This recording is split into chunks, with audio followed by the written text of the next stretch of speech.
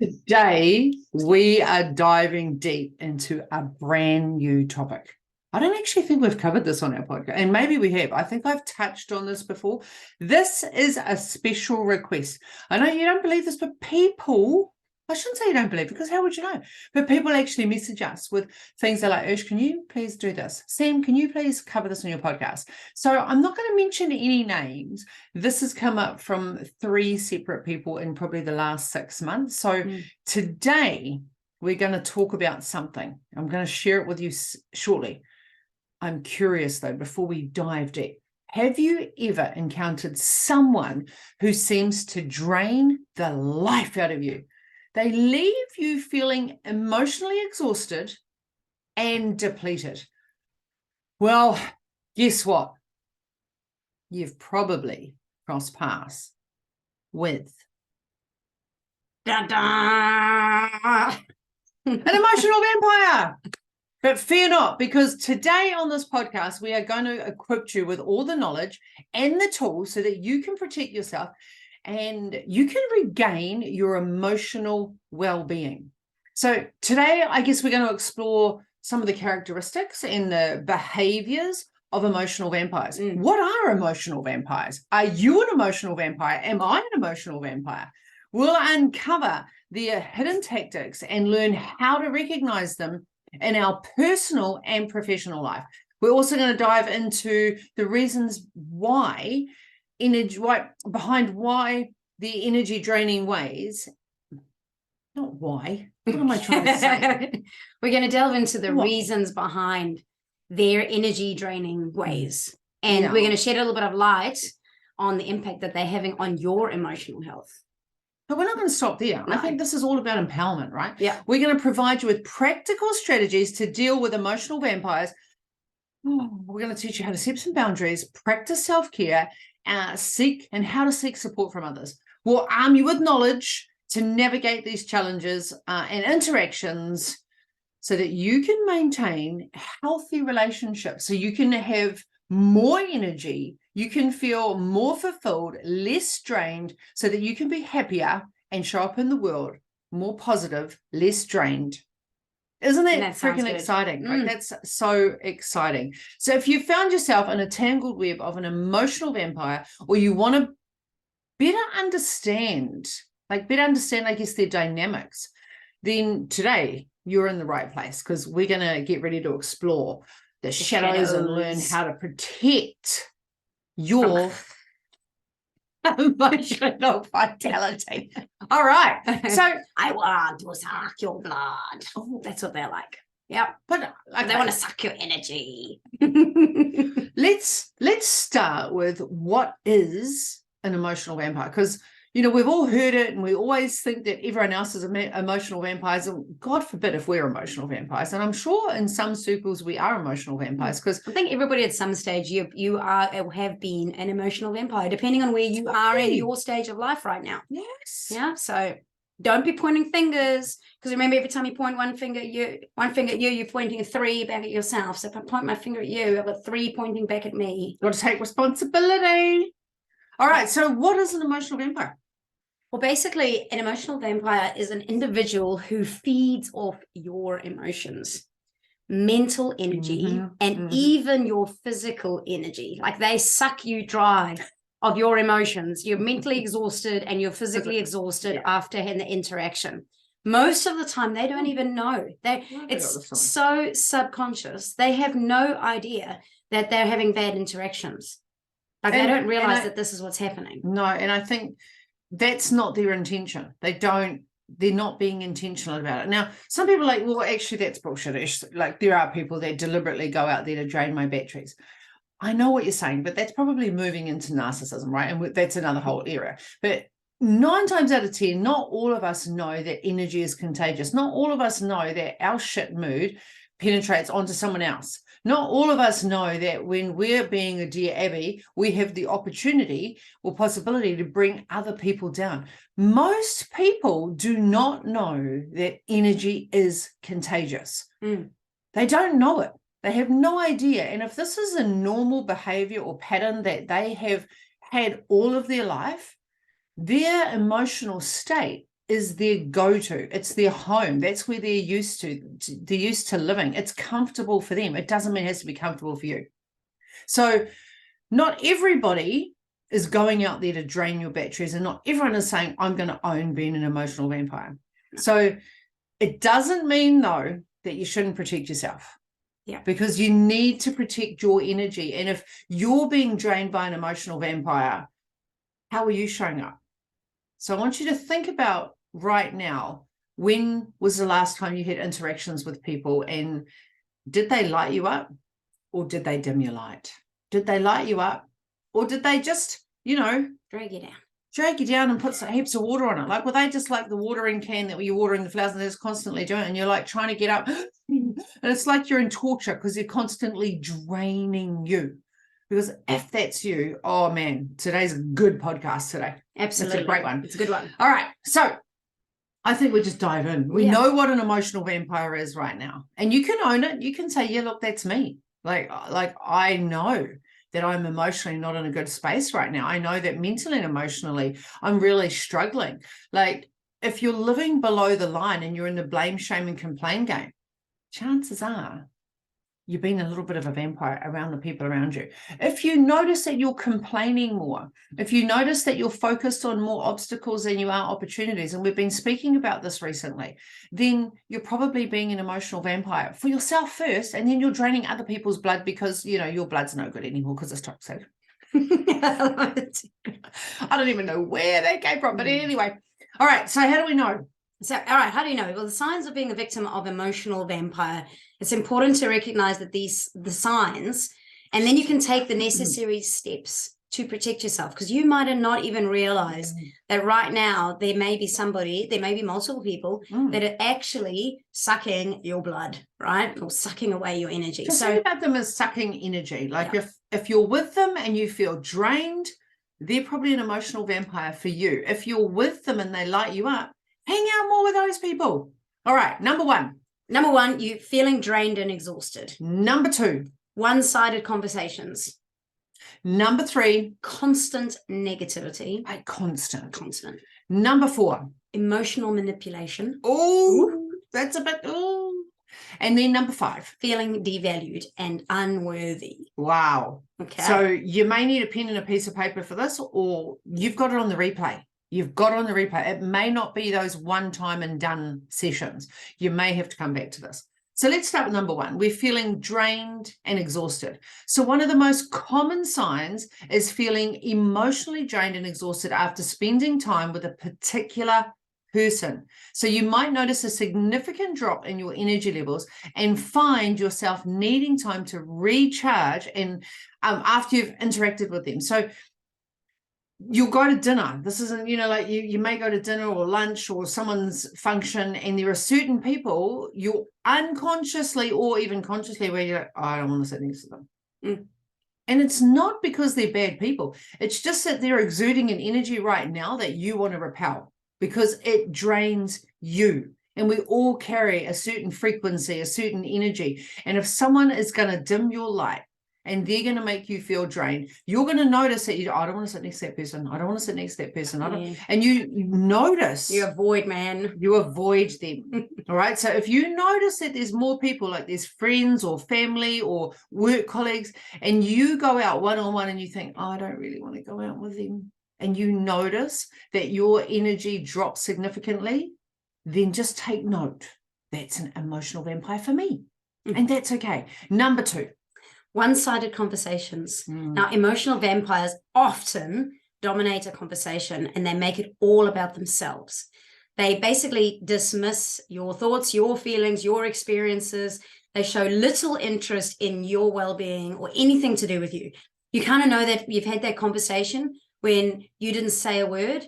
They talked for half an hour and then they left, and they wouldn't even know like whether you slept last night. Like they'd have no idea because they don't ask any questions of you. And you can feel like they're always seeking attention, and they really, very, very rarely reciprocate when it comes to listening and supporting you. So you are the one that they ring, and then you sit and listen to all of their stuff for like an hour or half an hour. And then it's goodbye. Thank you. I feel great now. And you're like, oh, But if you needed that in return, they're not there for you. They're not the people that you're going to turn to, because they'll make it about them again. So that's a really good way of picking that person, where it's always about them. Even when you're trying to, have a conversation that's about you, it's still going to turn around and become more about them.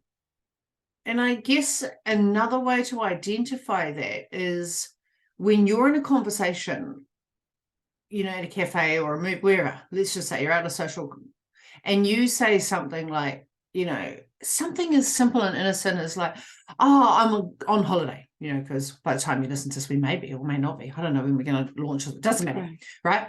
And then they go, where are you going? And then all of a sudden, like, oh, when I was there, I did this. When I was this, and it's me. When you talk about something unfortunate, like a family member or, mums, when they talk about their children, and then another mum will go, oh, well, my child did this. And it's like they overstep and they make their life appear more valuable or more significant by making your life less significant. So they are getting their significance need met by one-upping you. They have to be the most intelligent person. They have to know everything. They just love the sound of their own voice. They also have to have more drama than you do. Sometimes one-sided. Like if one's like, if you go, oh, I stubbed my toe and I broke my toe. Oh, yes, I broke my toe in 5 places. Yes. Or, like, oh, it's such a headache. Oh my God, I had the worst headache. It was like a migraine. It took 3 days to recover. So they have to one-up you on the good things, but also tend to one-up you on the bad things. Well, they 10-up you. Yeah. They All right, number 3. Constant negativity. Emotional vampires, they have a knack for dwelling on negative aspects of their life. So they're really honed in and they're drawn into shit. Shit attracts shit. Like they don't have a new lens. Like, it's like these glasses, dark, foggy, gray, black. Clean them, new lens. Because the way you experience the world is the way your personality is. So if your personality is doom and gloom and you're focused on the negative, then everything you see external to you is going to be tainted with the negativity brush. And you'll know these people because you'll say to them, how are you feeling? What's great about today? Nothing's great about today. And then they continue to talk about every little thing that's happened. And you can feel it and you think, and in your head, you're like, oh my God, I asked the wrong question. And just quickly, off side note, if you do get that, ask them, I know, but what's great about your world right now? And it's almost like you got this big, massive block of wood and you're like this, whoa, and they're like, and they come back and they have this whole, like, what the fuck just happened? Because they're not used to thinking over here because they're so focused in negativity. It's not always the intent. So just by asking a different question, you get different answers. So being around them can actually make you feel overwhelmed, and then you start focusing on negativity. Like that's just, they always complain, they always criticize, they bring up past grievances, and they can't let shit go. So who do you know in your life right now that is that person? Like, think about it. What are the words they're using? What's the language that they say? What are they focused on? And what are they not letting go? All right. Number 4. We got emotional manipulation. Now, these people often employ manipulation tactics to control and manipulate your emotions. Now, they may guilt trip you, or they play victim, or they use emotional blackmail to get what they want. And this manipulation can leave you feeling emotionally manipulated, obviously, and coerced into doing things that you don't really want to do. Because you've now been guilt-tripped, you've been manipulated, blackmailed, they've made you feel like you're a bad person, and now you have to do things that you actually don't want to do or don't feel good about doing, or it's not who you are, and you end up being somebody different to make them happy. And that is going to make you feel like shit. Because if you're living in resentful world and fatigue world, this will be one of them.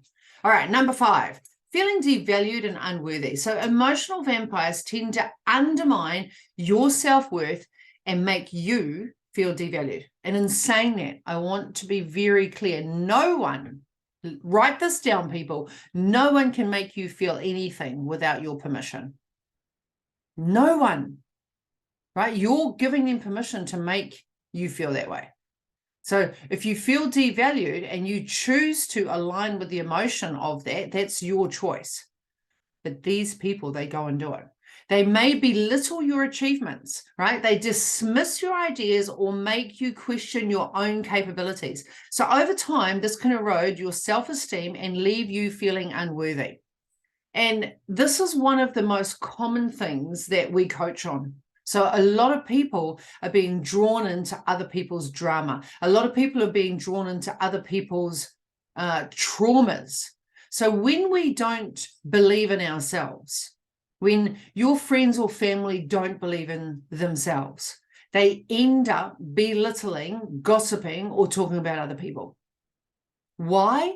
Because it makes them feel valuable. It increases their significance. So if they can squash you down, they will feel more significant. It's not a resourceful pattern. We've all been there. We've all done that. And then all of a sudden, one day we put our big girl undies on and think, fuck, we've got to grow up. And we've got to start taking responsibility for our life and stop blaming the world and start understanding what it is that lights you up and start living in your dreams, your passions, your desires, because then you stop playing in other people's sandpits. So if people are making snide comments about you, if people are not able to praise you, if people are not able to celebrate you, and all they do is they're honed on to all the negative stuff and they want to highlight it, like you should have done this, you could have done this, this is how you do it. Like that's no way to talk to people. And those people that are high achievers, that are perfectionists, tend to be those people. Ooh, and I am a perfectionist, so I tend to find fault before I find all the good stuff in myself as well as other people. Like, so if you're the type of person that automatically goes into a situation and goes, that's wrong, that's wrong, that's wrong, that's wrong, there's a little bit of perfectionism in you, and that could be projecting onto other people because you're finding fault, thinking that you're doing them a favor, but you're not doing them a favor. You are draining their blood and you are making their self-esteem go down and making them feel unworthy. So stop that bullshit right now. Boom. Mic drop. Boom. Stop that shit right now. Okay. So it's, yeah. So I guess the thing that's really important to remember that experiencing one or two of these 5 things occasionally does not mean that you're a victim of an emotional vampire, right? However, if it's consistently happening, if you notice that there's a pattern that every time you interact with this person, the same thing happens and you feel really drained and depleted as a result of your interaction, then it's worthy of actually examining the dynamics more closely. Like, everybody has a bad day. Like, no one is immune to having a bad day. Everyone has a bad day somewhere along the line. And sometimes you just need to ring your friend or your sister and just go blah, blah, blah, blah, blah, blah, blah, and just get it all out. That doesn't mean you're an emotional vampire. That means that you were having a shit day and you went to somebody you're close to just let off some steam and just say what you needed to say. And yes, it might have been negative, but they've got that ear ready to listen. And you would be the same for them. But if you're doing the same thing, if this person is doing it every day over and over and maybe doing 1 or 3 or 5 of those strategies or tactics, that's different. That's emotional vampire. So don't think that everybody you've ever met in your life is an emotional vampire right now, okay? All right. So should we talk about how to deal with these people? I think this is important. Okay. This is important. So if you've identified that there's certain areas or certain friends or certain situations that you are an emotional vampire, like you're playing victim and you're playing Dear Abby, we know. Own it, move on. It's okay. If you know that there's other people that are also draining your blood, then this is how we're going to deal with them. Yeah. So I guess it's the ever important question is, how do you deal with these people? How do you get rid of the vampires? Well, so fear not, strategies, because we've got some awesome strategies. All right, should we go through them? Like, there's number one. So we're going to set clear boundaries. Clear boundaries. Right. Number 2, we need to practice self-care. And then number 3, seek support. Number 4, practice emotional detachment. That's a biggie. And then number 5, limit contact where possible. So let's start at number 1 and why that's important. Setting clear boundaries. before I even say why that matters, I think Brené Brown comes to mind here. And, daring to set boundaries is about having the courage to love ourselves, even when we risk disappointing others. Now, when you think about that, how many of us are people pleasers and we tolerate other people's behaviors and we don't set clear boundaries for fear of being rejected, fear of being judged, and yet we're allowing them to cross our path, drain our energy, not enable us to show up with high spirits and high energy and vitally alive. They drain us. And because we don't want to upset other people, we don't set clear boundaries. So establishing and communicating clear boundaries is essential when you are dealing with emotional vampires, because people don't know what they don't know. And if you keep allowing someone to drain your batteries and you do not address it, that becomes new normal for them. They may never have been called out on this before, so they don't know. They have no idea. So you need to be firm and kind in expressing what specific behaviors that you're not comfortable with and what you will not tolerate. So let them know that you value your own emotional well-being, because this is really important, right? I value my emotional well-being. And right now, your negativity is not actually acceptable. And people are like, but that's really confronting, Ursh. And I get it, right? But if you don't look after you, who the hell will? Like, you have to own you, which means you have to take responsibility for your energy. So if you're feeling drained and you're not stepping up to the plate and you're not telling people how you need to be treated, they are going to assume that you are okay with it. They're going to assume that. And one of the things that I learned probably about 3 years ago, and we did training on this with our team, right, is if people come in and they're venting, and you think they're emotional vampires, they do this to me all the time, they do this to me all the time. And when people are just vomiting over you, right, they're just blah, and you're like, do you mind if I just interrupt you? And this is going to be a nice strategy for you. Do you mind if I just interrupt you? No, of course not. Can I just check, is this going to be an emotional dump, or would you like a solution around this? And shut the fuck up. Like, just step back. Like, not like, is this an emotional dump? It's just have a really nice, calm, slow pace. Is this going to be an emotional dump? Is this just wanting to have an emotional vent or dump right now? Or would you like a solution around this? And they're going to stop and think, oh, I just want to vent. Great. Now is not the time or the place. And to be perfectly honest, right now, I don't have the energy to take on any more emotional stuff. So is it okay if we don't talk about that right now? It's not offensive, because they're going to be like, oh, okay, yeah, absolutely. Now, even if they are a little bit shitty, you're starting to set little boundaries, because most of us keep venting and venting and venting and venting. We don't want people to fix it, and people try to fix it, which upsets us even more because we don't feel like we've been heard or seen. Not everybody needs or wants your vomit.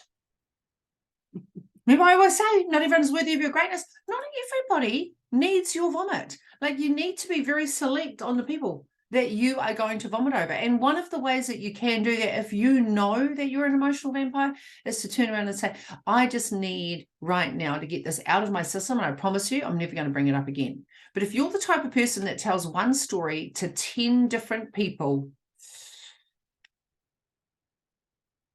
I tell you what, get all your friends to start sleeping with some garlic, because you're the vampire. You are the vampire. Oh, that's okay. nasty. I know it was a bit nasty, but Yeah, I've been the vampire. I have true. been the vampire. I'm coming from a place of love, people. I have been that person. And I can fall back into it, right? I'm not immune to being the vampire.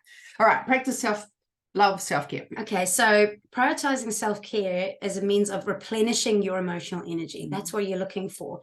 So basically engage in activities that nurture and uplift you. This could include exercise, like always exercising regularly, spending time outside in nature, maybe practicing some mindfulness or some meditation. Journaling is a really good way of being able to fill your cup and get things out of your head. indulging in hobbies that you really like, that bring you lots of joy. So maybe you like painting, maybe you like sewing, maybe you like artsy craft stuff, maybe you like journaling as your hobby. So, whatever is it. And taking care of yourself strengthens your resilience, and it provides like a buffer against those draining effects of the emotional vampires. So you're basically putting on a bit of armor so that if you do encounter an emotional vampire, which we all are, it's not like they're suddenly going to disappear. So, but when you do encounter them, you have the resilience to be able to not take on their energy as such and protect your own by having self-care in place. And Tony Robbins, he says, by taking care of ourselves physically, mentally, and emotionally, we unlock our full potential to create a life of fulfillment and joy. So when we're investing time in other people and their trauma and their drama and their shit, right? We're not looking after ourselves physically. So mentally, we're never going to be able to make the progress necessary to live and create our life by design. And that's why we're all here, people. That is why we're all here. Right, number 3. We're going to seek support. Now, this is important as well, because you have to have the right people around you. Like, you don't need to face emotional vampires alone. You could reach out to some really good friends, family members. You could even get a coach or a therapist if you needed to support and guide you. Talking to someone who understands the experience you're going through can really validate how you're feeling. And it offers really good insights, because sometimes you think that, oh my God, it's me, it's just me. But it's often not. It's somebody else is causing a reaction within you. So being able to talk to somebody about that is really, really powerful. And sometimes people are not aware that when you're being triggered, there's some work to be done. So sometimes the person that's triggering you, that nasty bitch, and you're like, oh gosh, it just really gets under my skin. And every time I'm around it, right? Don't think about them as being a nasty bitch. Think about them as, thank you so much for showing me that I've still got work to do. You are my greatest teacher right now. And when I've done this in the past and I've changed my mindset around that, instead of blaming the person, which I've definitely done, right? I think about, why am I getting triggered right now? What is it specifically in their behavior that I'm not addressing? What is it about me right now? Like, what is it that they're doing that's really nitpicky, because I need to go and unpack that with my coach, and then that's no longer going to bother me. Because now when people try to belittle me, or people are hating on me, or people are saying, you've done this, or you shouldn't have done that, and you wouldn't, whatever, right? This is what I always do now. Before, I used to react. Like, I would be like, oh, and that would really stunt my growth and prevent me from stepping into my greatness. Now, having the understanding, and my own coach, right, is I come from a place of love and compassion. And I think, what's happened for them to have to put me down? Because hurt people. And when hurt people, you can either be compassionate or judgmental about that. So being protective of your energy is really, really, really important. All right. Mel Robbins says, seeking support is not a sign of weakness, but a courageous act of self-awareness and growth. Now, I don't know about you. Me and my buddy Karina, we are big fans of Mel Robbins. So write that quote down, because if she said it, it's gonna be good. All right, number 4. Practice emotional detachment. So emotional vampires thrive on your reaction and of the emotional investment. So say that again slowly. Emotional vampires, they thrive on your reaction and the emotional investment that they get from you. That's what they love, right? They rely on it. And they practice emotion. By practicing emotional detachment, you remain calm and composed in their presence. Like, you're not quite, like, you're just creating a bit of space between them and you. And you try not to take their negativity or manipulation personally. And that can be really challenging sometimes. And just to be clear, this does not mean you're giving them permission to constantly shit on you. You do need to put boundaries in place, and you need to be very clear and very specific about that, and not come from a place of an emotional attack, because then you're becoming the emotional vampire. So this is a little bit different. Like, if you've spoken to them and it's still happening, right? So these are 2 different things. You've got to still put those boundaries in place, because they don't know what they don't know. Yeah. And I guess maintain a sense of self-awareness and remind yourself that your behavior, their behavior, sorry, is a reflection of their own issues. And it's not a reflection of your worth, right? This is their shit. And if sometimes we take their shit on board and then we feel bad about ourselves and they feel great now because they've offloaded all their crap onto you and you're not carrying it. And they walk away feeling fantastic. They're full. They've sucked the blood right out of you. Well, they've vomited all over you and now they're like, good. So by detaching emotionally, you can actually shield yourself from their draining tactics. Leave it with them. It doesn't need to be passed on to you. It's their shit. I think that's really important. And I think one of the things that we learned a long time ago from one of our mentors is not my monkey, not my circus. And what does that mean to you? Like we use that. We use it all the time. Well, it's basically, it's not your, it's like a baggage thing. It's their baggage. It's their circus, their monkey. They can carry their own freaking monkey. You do not need to take theirs and chuck it onto your back and now be involved in their crazy, chaotic circus of a life. It's not yours. Yeah. Yeah. Not my circus, not my monkey. So give the backpack back. Give the backpack back. You don't need to hold on to it. So now there's a book by Eckhart Tolle called The Power of Now. We've spoken about it before. It's a great book. And this one talks a little bit about emotional detachment. And there's a quote from the book written here. Emotional detachment does not mean you don't care about others. It means you recognize and respect the boundaries of their journey and allow them to experience their own emotions and lessons without taking them on as your own. It is the freedom to be present and compassionate without being entangled in the dramas and emotional turmoil of others. Yeah. And I guess what's really significant about that is being okay to sit in your greatness and protect yourself by not buying into their bullshit. Like if they want to constantly find fault, if they want to constantly highlight everything that you're doing wrong, number one, why are you choosing to believe that person? Why is it triggering you? And what have you done to improve your response? Because you're the only one that can change the outcome. Number two, have you actually turned around and said, this is not okay? Like it's not okay right now that this, you know, that right now, I don't really feel that I'm going to be the best person to listen to this because we've had this conversation several times before. And I don't know if you're aware, but what you just said was really offensive. So was that your intention? That's a fucking good line. A good one, yeah. Like this is a good line. I've used this with clients before. Well, I've not used it with them. I've given them this ammo, right? It's like, is there a reason that you just said what you just said? And then shush.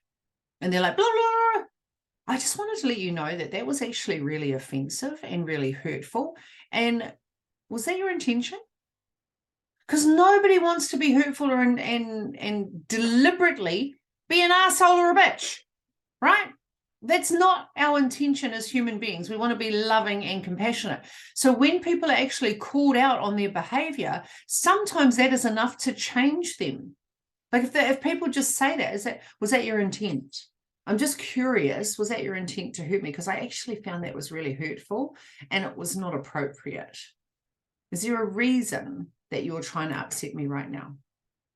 And people are taken aback by that. So write that down, because this is one of the things I use with my coaching clients when they're struggling with emotional vampires. And sometimes that emotional vampire is your partner. Yeah, anyway, moving on. I guess number 5, this is basically the basics of it all. Limit contact where possible. So if your emotional vampire is someone that you can distance yourself from, then consider just limiting the amount of contact you have with them. While this may not always be a feasible option though, but reduce the frequency and duration of the interaction that you have, and this will help to protect your emotional well-being. So like if it's your partner, obviously you go home to them every single day. So it's going to be harder to limit contact. If it's somebody at work, you don't have to interact with them. You might see them for a quick question and you can just detach. However, it comes to boundaries, right? You always have to let them know that their actions or their words are having an impact on you. And if you're not doing that and you're not expressing that, that is number one, because you are running away. You're not addressing the problem and you're expecting them to be mind readers. I really want to be clear about that. People don't know what they don't know. Yes, it's a horrible conversation. Yes, it can be clunky as fuck. But at the end of the day, once they know, they know. And if things aren't then changing, right? If you haven't got the outcome that you want, and if they're not changing their ways and you've changed your ways, this is perfect. So you just want to surround yourself, if you can, with positive influences, people that you want to spend time with, people that leave you feeling uplifted and energized. Those are the people that you really want to be around. And there's an amazing quote by this incredible woman called my wife. Oh, can we use your quote? Which quote? Oh, I've got so many. Right. Which one? I can't wait to see which it's one. It's all about the people that you spend time with, and your vibe is your tribe. Oh, yeah. It is so true, isn't it? So if you want to spend time with energized, happy, uplifting people, you need to be the energized and uplifting and fun person, because shit attracts shit and vibe attracts vibe. So if you want a good vibe, you need to be giving off that vibe and attracting those people into your life. And just put a little bit of distance, set boundaries, and put some distance between those people who are pulling you down and sucking you dry. So remember, when we're dealing with emotional vampires, you know, it can be really confronting, especially if you're a people pleaser, right? Like, this has been one of the big things for me. I have been the emotional vampire, and I've also been a consequence of emotional vampire. For me to tell people what my needs are, and, you know, this is not acceptable behavior, this has been challenging. And I'm going to share with you a story that this was one of our biggest takeaways in business. And many, many years ago, when we first went into business, we used to go to coffee with a lot of the members at the time, right? So we'd go in every morning and we'd sit there and order, because we used to think that as a business owner, that was part of our social networking. We had to be seen and engage with people. And what we noticed over a period of 3 or 4 months is everyone that was going to breakfast at that time, the members of our club at that time, they all moaned and bitched about everyone else. They were talking about everyone. Within week 2, we were talking about everyone, like our members. We were the owners of the club, and we were buying into their bullshit. If you can't beat them, join them. And we're really embarrassed to say this, but we're sharing this with you and hope that, you know, 1, we're human, but 2, if we can learn from this lesson, hopefully you can too. And within a couple of weeks, we noticed that we were going to breakfast to moan and bitch about other things and other people. And then potentially 3 months later, like, well, it became an addiction. Like, it became the new normal, I guess. And we didn't even know what we didn't know. And then all of a sudden we're like, I don't want to go to breakfast anymore. Can we not go? We just don't want to go. And we didn't connect the dots, did we? No. And then we stopped going. And then one day we sort of thought, holy crap. We then felt obliged, because people, you don't come to breakfast anymore. You don't come to breakfast anymore. You don't do this anymore. You don't. We actually connected the dots with one of our coaches at the time, and we had disassociated with people that were bringing our vibe down, because their viewpoint was starting to influence our viewpoint, and that had an impact on not only our members, but it had an impact on our business and how we were showing up in the world. So our vibe was bullshit. It was just like negative, toxic, judgmental, and people that we were being people that we were not proud of. No. We were disgusted, like, that we were, and even if we weren't physically contributing to the conversation, by being part of the conversation, being present and just not being saying in the anything room, is just as bad. Oh, Because then you're just basically, by not saying anything, you're agreeing. yeah. So by actually just sitting there and being part of a conversation and actually not standing up and saying, hey, actually, this isn't cool. Don't talk about something like this. Don't, you know, this is not okay to talk about people when they're not there. You know, blah, blah, blah, blah. We actually were agreeing with them. We were. And it's like, that's the worst part, when you realize that by saying nothing, you're actually a part of the crew, which is awful. Yeah. You know, it was a massive lesson for us. We are very, very select on who we align with, on invitations that we accept. You know, being in our gym industry, we obviously know a crap load of people. We've trained thousands and thousands and thousands of people that have come and been members of our gym. So when people invite us out to functions and, you know, they want us to go places or catch up, we're very select. And if we go and we notice that there is moaning and complaining and shaming and blaming, we will exit early and we will make a mental note that we do not want to align with those people outside of our business, because we felt we felt dirty just being part of that culture. When we're all about uplifting and empowering other women, we were unconsciously, and there was a part of us consciously at the end of it, we were doing the absolute opposite. And that actually made us feel disgusting. Like we did not like who we were being. And so now we just choose. When people start to talk about other people, especially members of our club or members of our team, we just dismiss them. Like we actually don't buy into it. We just say no to them. We don't even want to be in the company or the vicinity of people that are gossiping about other people. We want to align and hang out with people that are talking about their goals and their dreams and what action steps they're taking. What is their crazy cool life consisting of right now? And what tools or strategies are they applying? Like what celebrations do they have? Like, what amazing thing is happening in their life, not what bad shit's going down and who did what to who and why they said this to that. Like, no, it's boring conversation. And you have to be intentional about that. And if you haven't listened to the intentional podcast, please listen to the intentional one, because we've had really amazing feedback about that. And I want to leave you with one last quote. You cannot change the people around you. I wrote this down, but you can change the people you choose to be around. How cool is that? So just to recap, what was our 5 things, Sam? Number 1, set clear boundaries. Number 2, practice self-care. Number 3, seek support. Number 4, practice emotional detachment. And number 5, limit contact where possible. So there you have it. Emotional vampires. And I'm pretty sure this is going to come up again. If you've got any more questions or you would love to share insights with us, you know how to get hold of us. You know how to write a comment on YouTube. And if you're not subscribed yet, come on, help us build those numbers, because that helps with the algorithm. And why is that important? Because other people get to hear this message. And if we can all come from a place of love, kindness, and compassion, how beautiful will our world be? All right, everybody, go and sprinkle some magic on someone, because you don't know who's been drained from an emotional vampire this week. You don't know. So bring beautiful, radiant energy into everyone that you touch this week. Until next week, everyone, see you later. If you loved this episode today, like if you loved it, even if you just liked it a little bit, that would help. We would love to ask you a huge favor. Can you please, a million times, please, subscribe to our channel. Push the button below. Just push it now before you forget. Just push it. You can do it. Because not only will you never miss an episode ever again, never. You'll always be there, but then you'll also help other people find us, because the more people that watch us, the more people that will get our message, and then more people will be part of our podcast. Wouldn't that be awesome? And we can't not see you and hear you every week, can we? We just can't. So just do it. Just do it. Just push the button. Eat the frog.